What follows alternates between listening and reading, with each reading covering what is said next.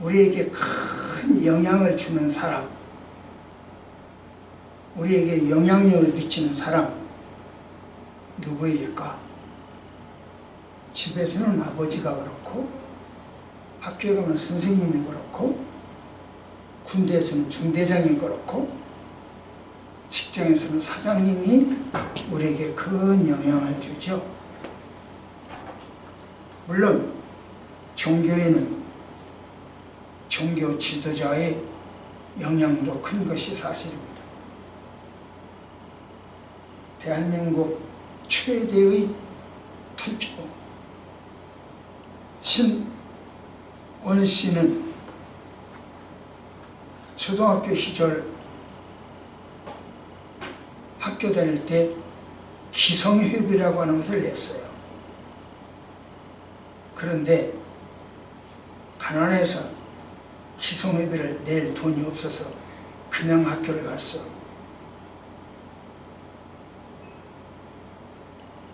그러니까 그때는 그런 사람들이 많았죠. 학교를 중단하는 경우가 비일비재했죠. 그러니까 그때 담임 선생님이 그 원에게 기성의미를 못 냈는데 이렇게 이야기를 하더랍니다. 야, 새끼야, 돈 안 가져왔는데 뭘 학교 왔어? 빨리 꺼져 임마! 이러더래요. 그 후로 신원은 선생님으로부터 그런 말을 듣고 나서 인생의 항로가 바뀌었다고 합니다. 우리 때는, 제가 학교 다닐 때는 월사금이라는 것이 있었어요. 그 후에 기성회비, 육성회비 이렇게 바꿔졌는데, 월사금이라고 그랬는데 학교에서 쫓겨난 적이 한두 번이 아니에요. 지금은 장로로 은퇴한 저희 형님이에요.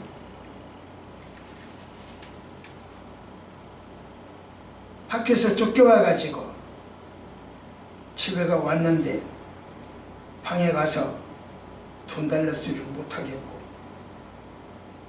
저 마당에 서서 방으로 집으로 안방 쪽으로 돌멩이를 집어넣고 그러면서 돈 달라고 그랬어. 그 당시 창살이라고 하는 것은 대나무가지로 이렇게 얽혔어. 그러니까 바른 목골로 그렇게 얽었어요. 대나무로. 그 위에 백지 한 장이야. 청우지라고 했죠. 그 한 장이야. 그런데 돌을 던져.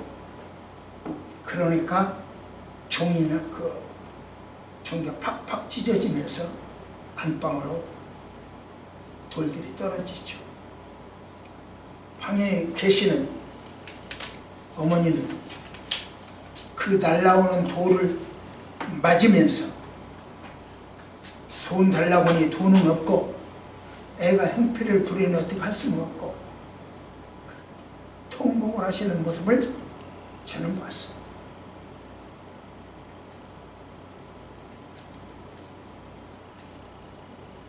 저는 초등학교 1학년을 다니지도 않았습니다. 그래서 2학년이 편입이 됐죠. 그래서 초등학교 나는 5년밖에 못 다녔어요. 공부를 잘해서가 아니라 아예 학교를 보내지 않고 일을 시켰기 때문에 어린 나이에 학교 들어갈 나이에 학교 안 보내고 일을 시켰기 때문에 나이가 훌쩍 지났어. 그러니까 어떻게 할 수 없어서 1학년은 너무하고 나이가 지나는 거예요. 그래서 2학년으로 가서 앉혀놨어요. 저는 나이는 많았지만 이름도 쓰지 못하는 주제, 읽지도 못한 내 이름도 읽지 못하는 주제에 2학년 교실에 앉아 있었어요. 당시 여자들은 형편이 더 어려웠어요. 한 달에 절반을 결석하던 여자, 지지바를 가르쳐서 뭐해? 이것이 전라도 이야기예요. 지지바. 전라도는 지지바라고 했어요.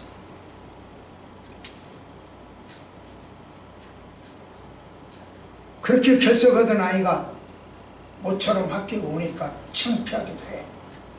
그런데 뒤떨어진 공부 따라갈 수가 없어. 부끄럽고 창피해서 스스로 왕따가 되었어요. 그 당시에 왕따라는 말도 없었어요. 그런데 시험 보면 손바닥 맞기와 화장실 청소, 전매 특허를 내놓은 형편이야. 그러니 학교 다닐 의욕이 생겼겠는가. 수업시간에 선생님께서 이런저런 질문을 하시고, 아는 사람 손들어. 제비새끼처럼 빽빽빽빽빽 하는 것이 있도록 손드는 아이들도 있고, 저요 하고 손드는 사람도 있고, 손을 한 번도 들지 못하는 저도 있고, 길에서 만난 사람 중 3명 중에서 1명은 당신의 스승입니다 라고 하는 말이 있죠. 그리고 모르는 사람들한테도 치는 그 부분에서도 저기를 배울 것이 있다, 그런 뜻이죠. 학교에서 만나는 선생님은 의무 교육으로 만났거나 아니면 내가 월사금을 내서 만나 배움을 청하거나 그렇겠죠. 그러나 그런 돈과 의무 교육과는 전혀 관계없이 만나는 분에게서 배우는 것이 진정한 선생님일 수도 있습니다. 사실 남의 지갑에서 돈을 꺼내는 것은 쉽지가 않죠. 그러나 그보다 더 어려운 것은 남의 머릿속에 들어있는 지식을 빼내는 것, 그것은 더 어렵죠. 남의 가르침을 배우는 것은 쉽지 않다는 뜻입니다. 요즘 뉴스를 보면 가끔 가슴 떨리는 모습을 볼 수가 있습니다. 초등학교 담임 선생님이 학생에게 물 한 컵 떠와라 그랬더니 화장실에서 떠다 줬다죠. 화장실 변기에서.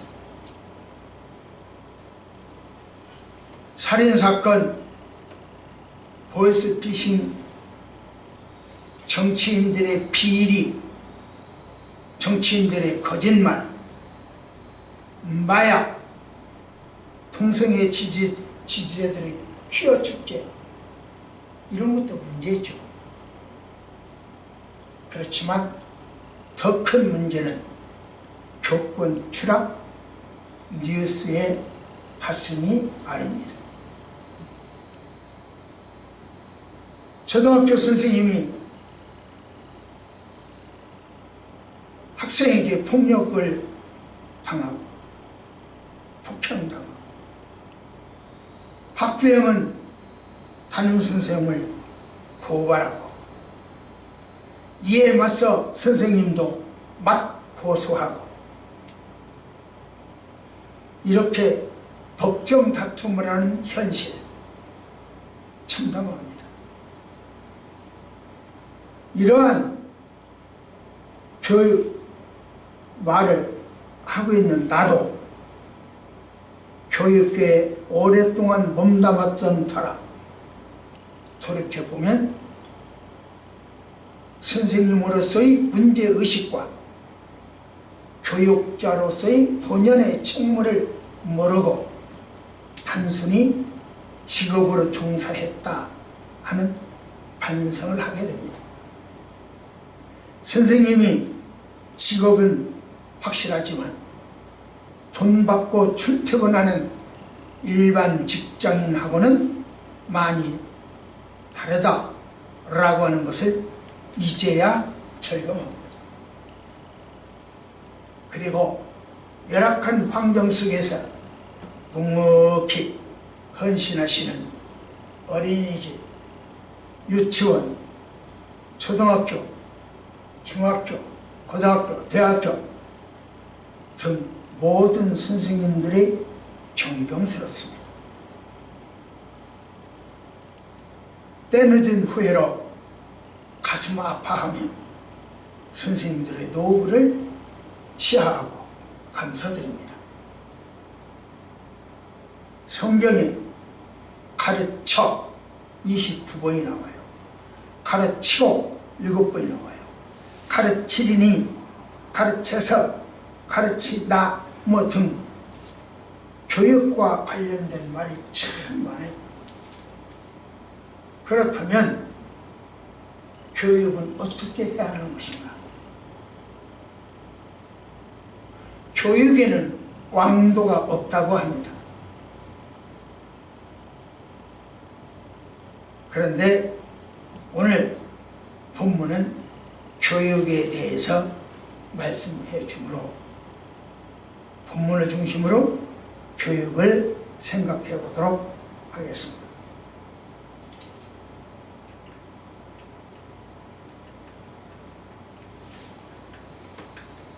이거 망가졌나?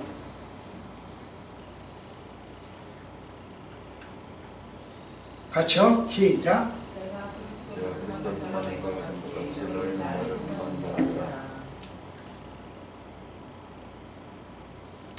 이거 참 오해하기 딱 쉬운 말이요. 너희는 나를 본받아라. 와,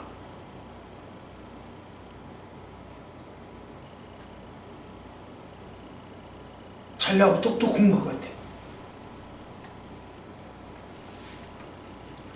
이 문맥의 흐름을 보면 10장 34절이라고 해야 맞아요. 11장 1절은 10장 34절. 33절 한번 읽어봅시다. 10장 33절. 다 같이요. 시작. 나와 같이 모두를 보는 사람을 위하여 이익을 거절하고 많은 사람의 유익을 구하여 그들로 구원을 받게 하라. 내가 그리스도를 본받는 자가 된 것 같이 너희는 나를 본받아라. 이렇게 연결돼요. 그리고 이제 2절부터는 전혀 다른 이야기가 되죠. 다른 말로 바꿔 쉽게 표현하면 10장 33절까지는 뭘 이야기하냐면 이스라엘 백성들이 역사적으로 생각해보면 자유를 남용해서 징계받아서 망했다. 이것이 33절까지 이야기예요. 자유를 남용했다, 오용했다 그 이야기요. 그러면서 결론으로 이렇게 자유는 그렇게 쓰는 것이 자유가 아니야. 이게 자유야. 이렇게 해. 이렇게 하려고 합니다. 이 말이요. 그래서 11장 1절은 10장 34절로 표약 받다는 뜻입니다.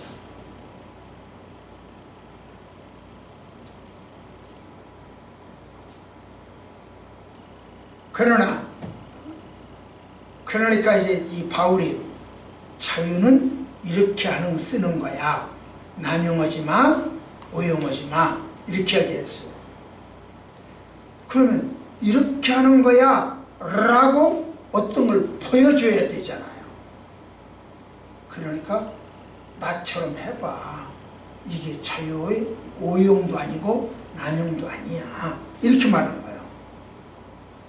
그러니까 바울은 자기 삶을 비밀로 감춰둔 것이 아니라 오픈하고 열어두면서 이렇게 해봐. 이런 이야기요. 우리가 가끔 TV를 보면 어떤 집을 그 방 샅샅이 냉장고 안까지 이렇게 카메라로 보여주죠. 이렇게 해봐. 이렇게 살면 이렇게 돼. 이렇게 깔끔해, 이렇게 살아봐, 이런 이야기죠. 집안 이렇게 정리하고 살아, 옷장은 이렇게 정리해, 냉장고는 이렇게 정리하는 방법도 있어. 그러면 나처럼 한번 해봐, 살기 편해, 그 이야기거든. 이 바울이 나를 본받으라, 그 이야기가 자유는 이렇게 쓰는 거야. 오용하지 마, 남용하지 마, 이렇게 이야기한 거예요. 그러니까 내가 하는 것이 절대적인 기준치가 모든 사람에게 제시하는 기준치다 라고 하는 것이 아니라 이것도 한 방법이고 자유는 이렇게 쓰는 거야 라고 하는 것을 제시하면서, 그래서 나를 본받으라, 이렇게 하는 거죠. 바울은 자기 과시적이거나 교만하거나 잘난 척하는 사람이 아니요.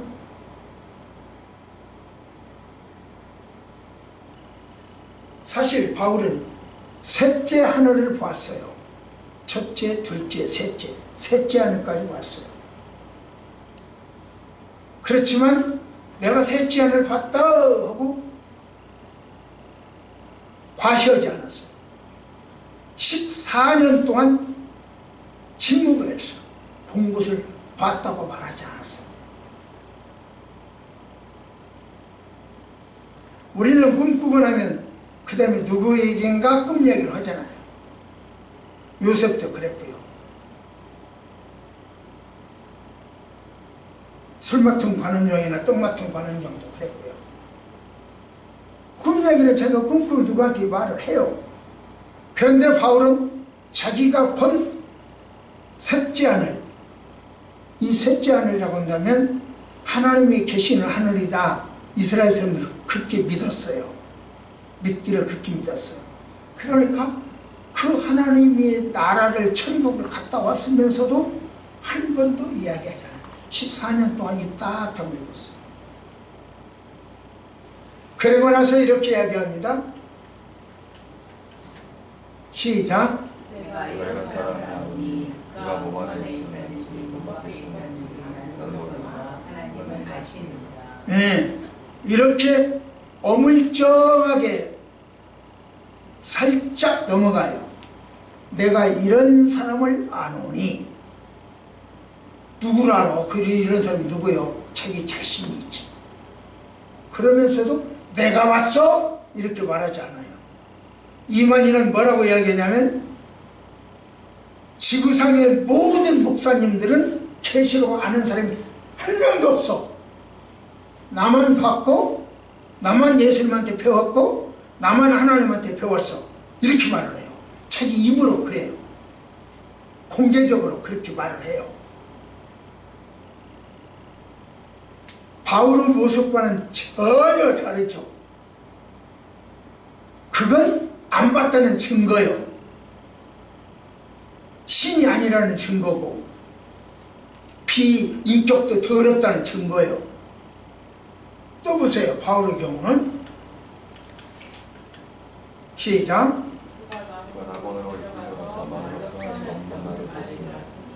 사람이 가인이 이기지 못한 것보다 내가 이런 사람을 위하여 자랑하겠으나 나를 위하여는 약한 것들 외에 자랑하지 아니하리라. 그거 보세요. 그거 낙원으로 이끌려갔다. 그거 말로 할 수 없는 것을 다 봤다. 이렇게 말을 해요.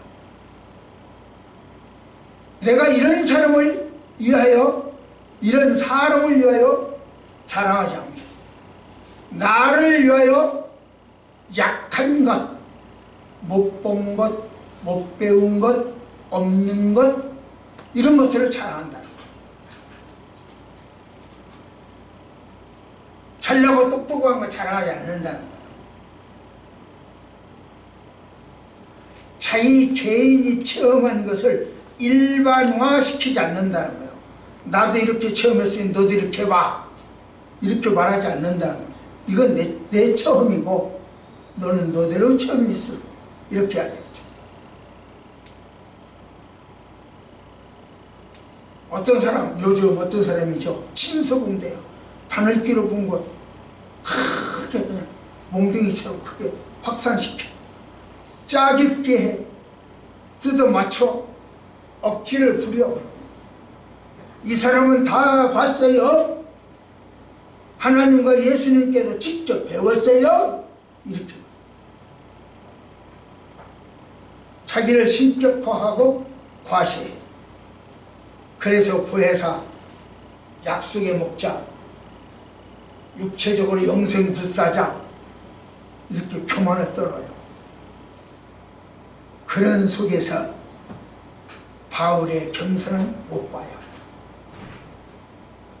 그것이 바로 신이 아니고 약속의 목자가 아니라고 하는 증거예요.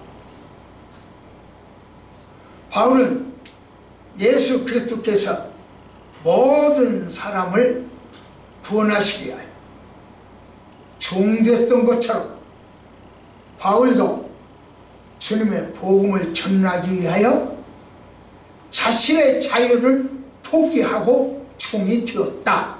이것을 본받아라. 그래야 돼요. 내가 예수를 전하기 위하여 나에게 주어진 자유를 포기하고 예수의 종이 되었다. 내가 그렇게 된 것처럼 너도 그렇게 됐으면 좋겠다. 이게 너희는 나를 본받아라. 그 얘기입니다.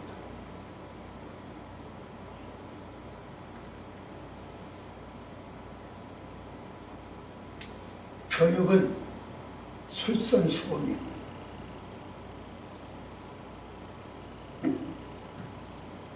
자기과시가 아니요. 오늘 집에서 교회를 걸어오는 동안에 아파트 후문으로 나오는데 그 보도블럭에 개똥이 써놨어. 그래서 사진 딱 찍어갖고 한마디 하고 싶어서 찍어놨어. 또 오니까 또 있어. 또 찍었어. 그 다음에 번쩍 생각하기를, 야, 너하고 아무 상관없는 일, 네 눈에 보이면 어떻게 하라고 그랬어? 너 설교 어떻게 했어? 몇 발, 정말 대여섯 발 가는데 그 생각이 번쩍 나. 다시 뒤돌아왔어. 남을 그 똥을 치우려니 치울 곳이 없잖아요. 휴지도 없고 아무것도 없고. 그래서 죽은 나뭇가지를 꺾어서 한쪽에다 치우는 것을 젊은 여자가 강아지를 데리고 나오면서 봤어. 그래서 나는 그분이 나 2, 3m 가까이 왔을 때 나는 이제 다 치우고 돌아서서 나왔어. 그러니까 그 강아지가 그 근방에서 얼씬거리더라고. 그분도 봤어. 아마 모르긴 해도 느낌이 있었을 것 같아. 누가 보든 보지 않든 할 일은 해야 돼.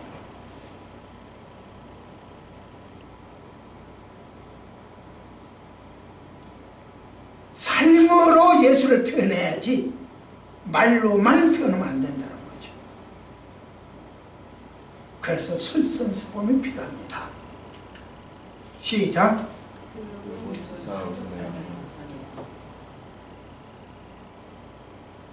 교육은 칭찬 먼저다.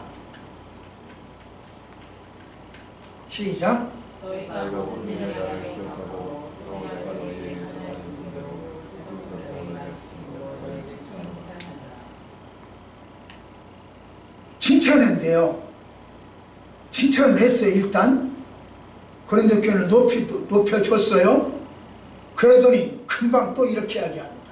시작. 내가 나만의 일에 너희를 칭찬하지 아니하나니 이는 너희의 눈이 배우며 2절에서는 칭찬하더니 여기 와서는 아니야. 질책을 해요. 왜 이렇게 금방 변해 그래요?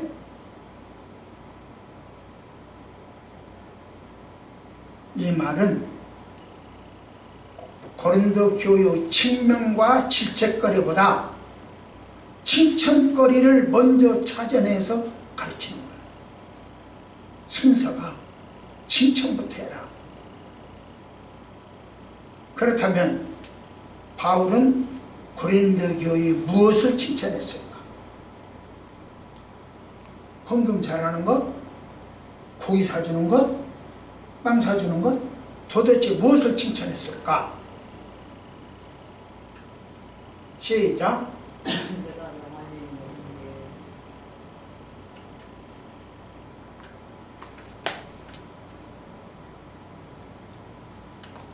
너희에게 전하여 본 대로 모든 동안 너희가 지킴으로 너희를 칭찬하노라. 이거 배터리가 없는 건가? 아니, 밑에를 조심 누르시면 됩니다. 응? 밑에를 조심 누르시면 됩니다. 평소 방법대로 눌렀는데 오늘 이 시간 처음 사용하는 건 아니니까.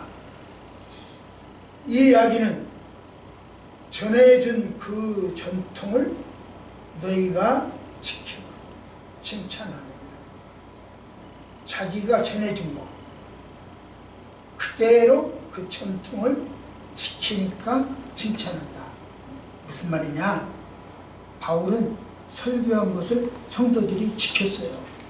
안 목사가 설교한 것을 성도들이 지켜야 칭찬거리가 돼요. 설교는 설교고 나는 나고. 글쎄요. 기도해라. 목사니까 기도하지. 성경 필사해라. 너는 해봤어? 글쎄요. 그게 이 말에 해당되는 거야. 내가 너에게 전하여 준 대로 그 전통을 너희가 지키고 칭찬한다. 하나님한테 칭찬받는 방법 배운 대로 하는 겁니다. 자기 생각 집어넣으니까 너는 해봤어? 너는 목사니까 하는 것이지. 그건 자기 생각의 믿음이고 신앙이야. 하나님께 칭찬받는 방법은 아니야.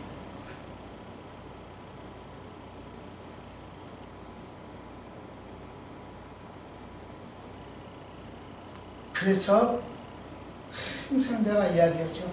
가끔 지금 자기가 신앙생활 참 잘한다고 생각하지만 하나님 보시기에도 그렇겠느냐 한번 생각해 본다. 목사가 볼 때도 이런데 하나님 보실 때는 어떻겠는가 하는 생각.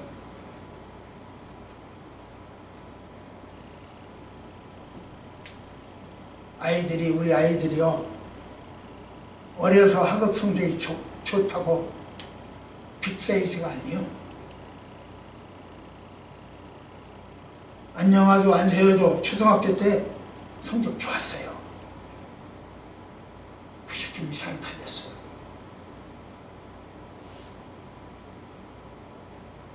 지금 빅사이즈냐? 내적 성장을 동반하고 외적 성장이 들 때 빅사이즈가 되는 거예요. 사이즈업이 이루어지는 거예요. 그렇다면 어떻게 해야 사이즈업이 되느냐? 감사로 가네요. 감사로. 주어지는 것은 감사합니다고 받는 거예요. 특사해라 감사합니다. 기도해라 감사합니다. 예배 청소해라 감사합니다. 감사로 받는 사람이 내적 성장, 외적 성장, 동반된 성장. 그게 사이즈업이에요. 시키는 대로 척척 반론을 체계하는 사람은 절대로 사이즈업이 안 돼요.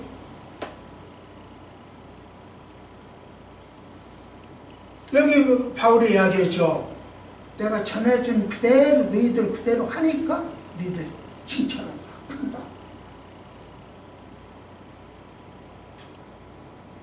그렇게 덜미 이야기해줘도 안 듣는다.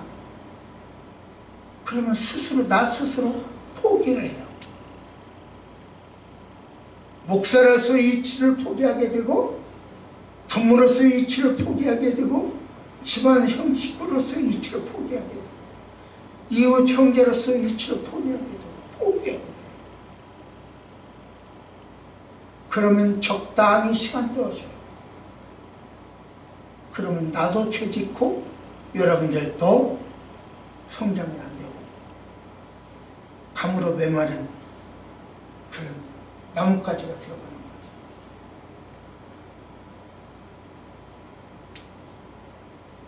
그렇다면 어떻게 감사하는가?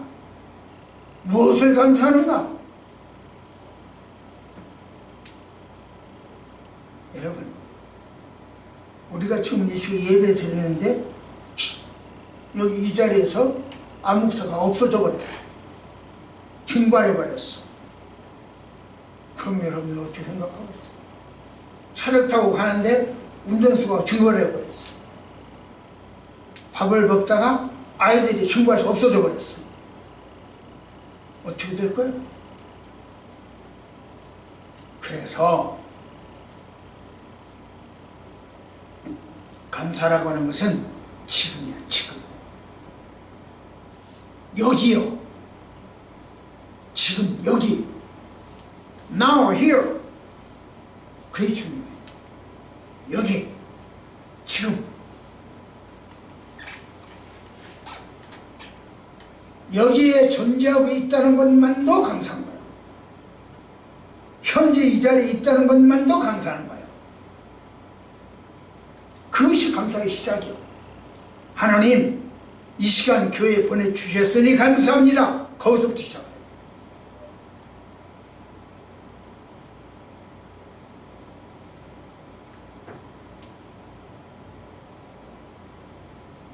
공기가 존재하고 물이 있다는 것 자체가 감사해요. 지금 여기 계신 분에게 감사해야 돼요. 옆에 있는 사람에게 감사를 해야 돼요. 지금 이 시간에 감사해야 되는 거예요. 멀리 갈 것도 없어요. 이번 코비드19 사태로 제 주에서 5명이 명을 달리했습니다. 존재가 사라진 거예요. 신학교 동기들, 후배들, 그리고 친지들. 그런데 저는 예배를 드리다가도 설교하다가도 3번이나 쓰러졌지만 이 시간 현재 존재해요. 그게 감사해요.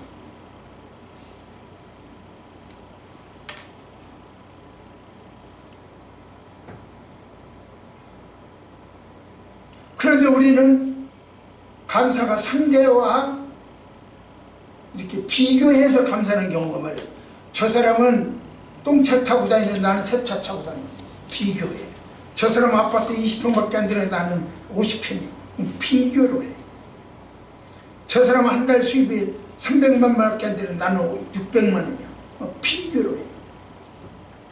비교해서 감사가 돼요. 그러면 비교해서 떨어지면 감사가 더 떨어져요. 감사는 그렇게 비교 감사가 아니라 상대적 감사가 아니라 지금 현재가 감사입니다. 내 모습 이대로 주 받으옵소서. 이게 감사. 내 모습 이대로. 세상만 사는 내 마음대로 되지 않는 거예요. 그렇기 때문에 우리 감정은 항상 즐겁고 기쁠 수만은 없어요. 세상 만사가 내 마음대로 안 되기 때문에.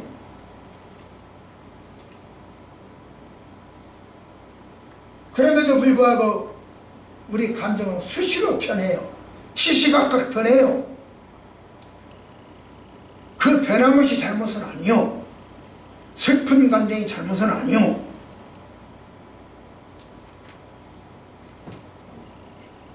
어떤 상황이나 어떤 현상에 맞는 대로 감사도 할 줄 알고 통곡도 할 줄 알아야죠.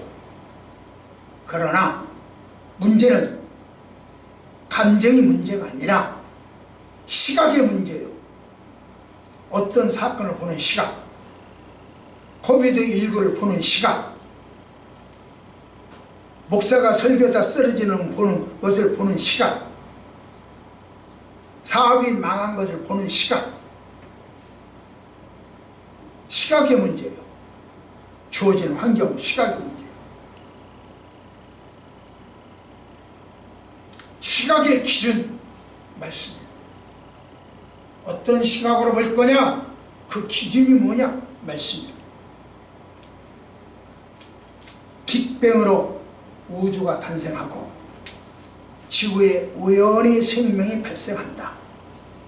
그때 우연히 생긴 생명세포 하나가 수십억 년 동안 멸종과 진화를 반복하면서 다양한 생물이 나온다.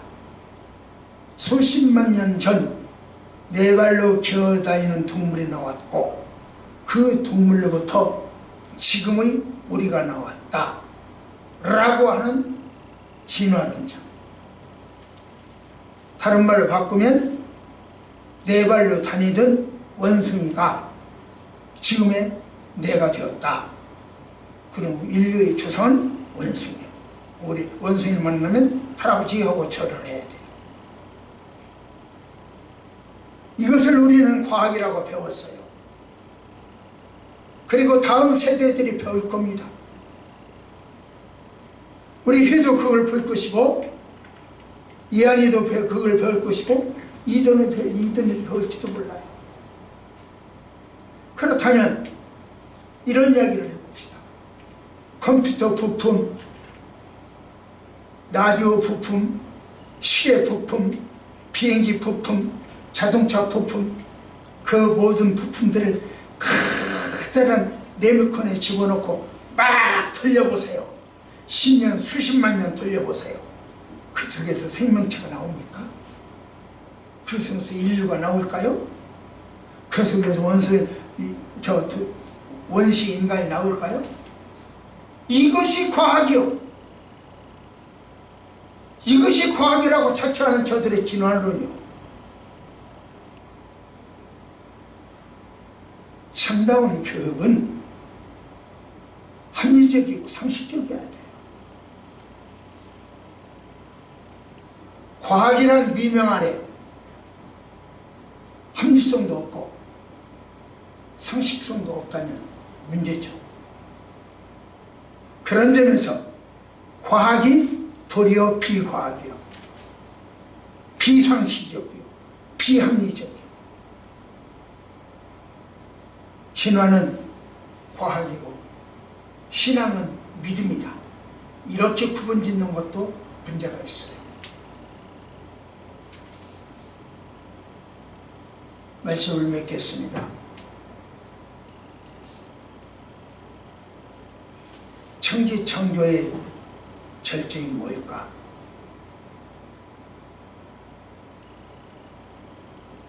흔히들 사람이요, 아담 하와 만든 것은 끝이에요. 맞죠? 그러나 아담 하와가 그 물질이 중요한 것이 아니고 그 물질을 통하여 가정이 나왔어요. 아담과 하와가 가정을 이루었어요. 천지창조의 절정은 가정입니다. 동성애 가정이 이루지 못하죠? 천지창조와 전혀 문제가 되는 거예요. 그렇다면 구원사역의 절정은 뭘까요? 교회예요. 교회가 탄생했다. 가정은 사람이 육으로 태어나서 최초로 만나는 공동체가 가정이에요. 교회는 사람이 영으로 태어나서 최초로 만나는 공동체가 교회예요. 사단은 이 두 공동체를 장악해야 자기 일을 할 수가 있어요. 그래서 이 가정과 교회를 장악하려고 해요. 그 현상은 집요하고 전략적이요. 그래서 가정을 파괴시키고 가정을 장악하는 방법이 동성이에요. 그래서 남자끼리 여자끼리 결혼을 시키려고 하는 것이 사단의 방법이요. 그걸 반대하는 것이 뜻 있는 사람들의, 성경을 아는 사람들의 목숨 내건 투쟁이고, 또 사단이 교회를 장악하기 위해서 만들어낸 것이 1992년 다미선교회, 그 이후로 교회가 하얀 곡선을 이루게 되었죠. 그리고 나서 최근 들어 코비드19를 통해서 가속화시키고 있죠. 이렇게 사단은 집요하게 오랜 시간을 통해서 가정과 교회를 무너뜨리려고 합니다. 이제 이 무너진 두 공동체를 회복하는 방법이 뭘까? 주일학교와 청소년들이 사라져가는 한국 교회의 소망이 뭘까?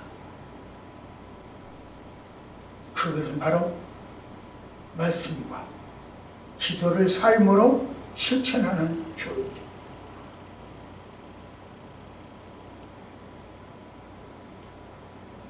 오늘은 부부의 날입니다.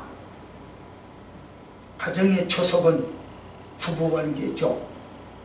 하나님은 아내가 지켜야 할 기본 자세와 남편이 지켜야 할 기본 자세를 말하고 있습니다.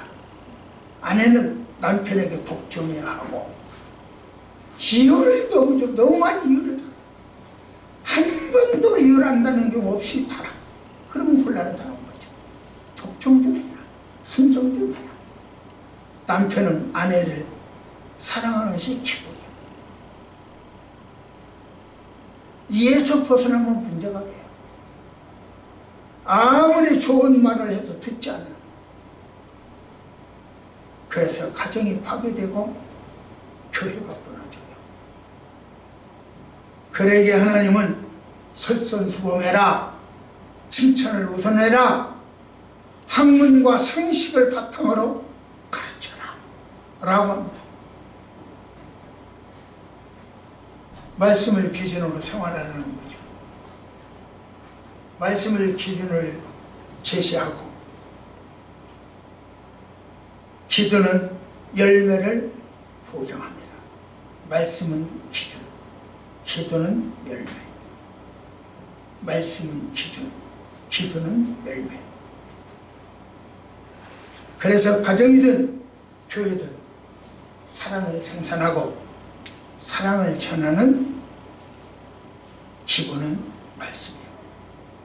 그러므로 가정과 교회를 파괴하려는 사탄의 전략에는 말씀을 기준으로 기도로 대응해야 합니다.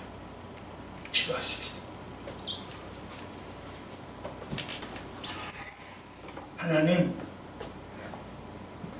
말씀을 기준하고 기도를 대응하는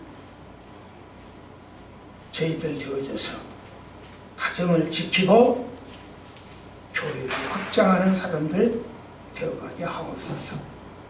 예수님 이름으로 이렇게 기도드려나이다.